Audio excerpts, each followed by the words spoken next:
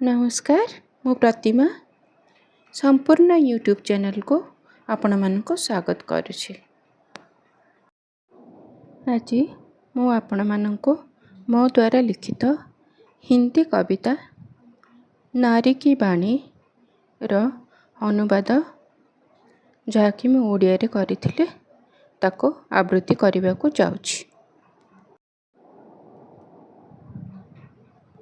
कवितार शीर्षक नारीर बाणी। किछि उषुमपण किछि सांत्वनापूर्ण अनुभव।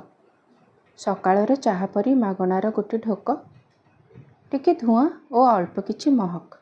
प्रति ढोकरे उहा भली आपणापणर स्वाद।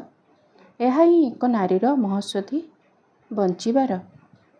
जेमितिकी अनुभूत दलकाय मुक्त समीरर अन्य भली बंचिबार इच्छा कोहुडी पूर्ण परिवेश रे बुझिबापणर सकाळ।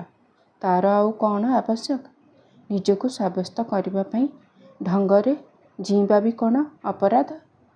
ना नारी तोर एहा ही कहानी। पदर आधार रे निजको सर्वदा सजाडु थाओ। केते दिन पर्यंत निजको प्रमाणित करिवार चेष्टा करू थाओ कि से जने नारी। नारी अटे शक्ति।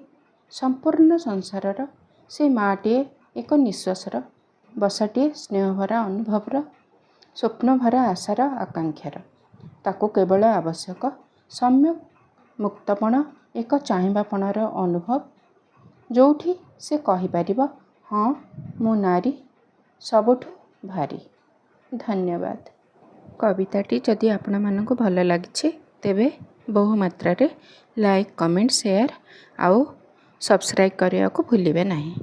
धन्यवाद।